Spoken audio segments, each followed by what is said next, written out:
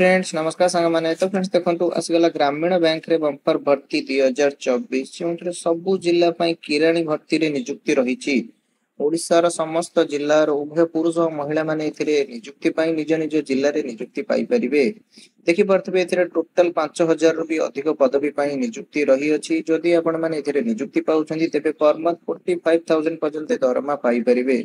एवं एथिरे केउ जिला पई केते पदवी रही अछि किपरि एथिरे आवेदन करिवे यार एज कोन रहिबो क्वालिफिकेशन कोन रही अछि पूरा डिटेल्स आज हमें वीडियो टी डिस्कशन करिया।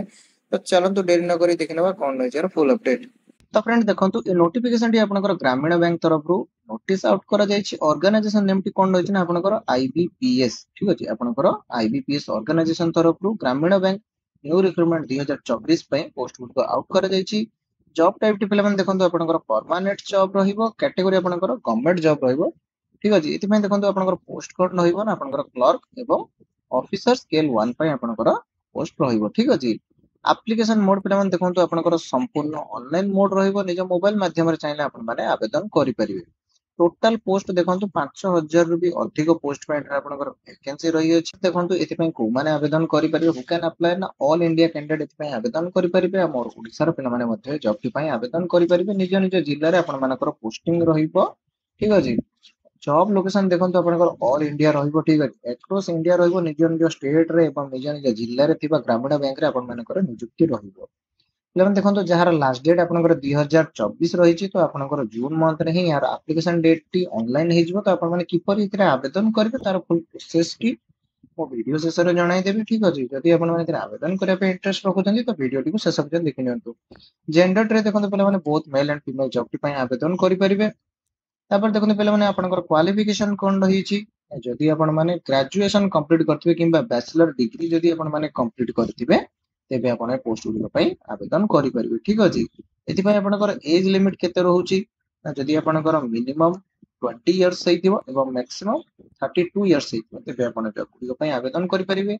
एज रिलैक्स गवर्नमेंट रूल ले आपण मानकर एज रिलैक्स एति पई मध्ये रहउछि जोथे आपनकर ओबीसी पई 3 वर्ष एसएसटी एवं पीडब्ल्यूडी पई आपनकर 5 वर्ष जदि एक्स सर्विसमैन हेतिबे आपण पई 5 वर्ष रहउछि एवं पीडब्ल्यूडी एसटी एवं एससी पई आपनकर 15 वर्ष एज रिलैक्स मध्ये रहउछि ठीक अछि। तापर पिला मन देखंतु एति पई आपनकर सैलरी केते रहइबो जेपरि कि म आपन आगुर मध्ये कहि रखि दिली जे आपन भीतर पर मंथ 45000 पर्यंत आपन माने एति सैलरी पाई परिबे। ता सहित आपन मानकर देखंतु अदर अलाउंस मध्ये रहइबो जेपरि कि आपनकर पीएडीए एसो अलाउंस मध्ये एति पई रहइबो ठीक अछि। तापर पिला मन देखंतु एति पई आपनकर सिलेक्शन प्रोसेस कोन रहि अछि ना एथिरे आपन मानक पई एग्जामिनेशन रहइबो ठीक अछि। एथिरे आपनकर प्रिलिमिनरी एग्जामिनेशन रहइबो देन तापर आपनकर मेन एग्जामिनेशन डॉक्यूमेंट वेरिफिकेशन एवं लास्ट रे मेडिकल एग्जामिनेशन एथि आपण मानकर रहिबो ठीक अछि। देन पिला माने आपन एथिरे एप्लीकेशन फी केते रहिबो ना जदि जनरल कैटेगरी हेतिबे तेबे 875 टका आपण मानक पय एप्लीकेशन फीस रहिबो। ईडब्ल्यूएस कैंडिडेट मानक पय मध्ये सेम रहि अछि। ओबीसी पिला मानक पय मध्ये सेम रहि अछि।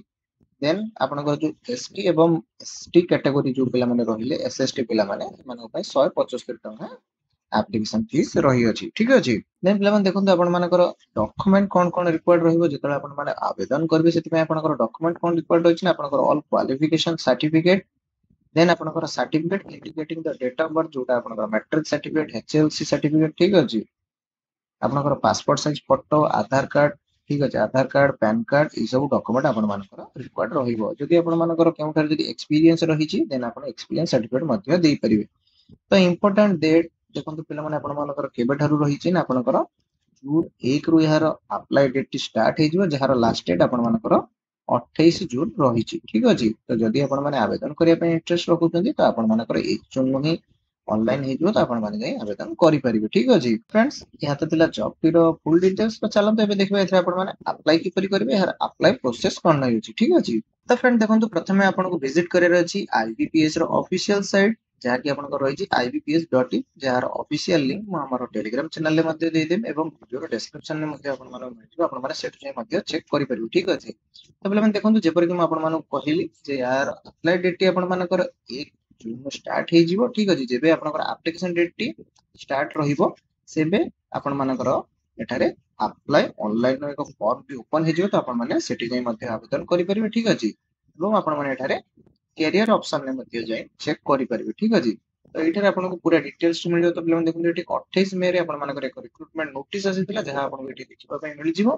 ठीक अछि, तो एठारे आपण मानकर से पीडीएफ एवं अप्लाई ऑनलाइन लिंक टी मध्ये एठी अवेलेबल हिजो। तो आपण माने एठू आवेदन करि परिबे। ठीक अछि, तो फ्रेंड्स या तो दिला जॉब टी रो फुल अपडेट। जदि आपण मानकर किछि डाउट रहिता तेबे आपण तळे कमेंट बॉक्स रे पचारि परिबे। ठीक अछि, तो पुणी देखा पिला माने आउ एक नो वीडियो रे।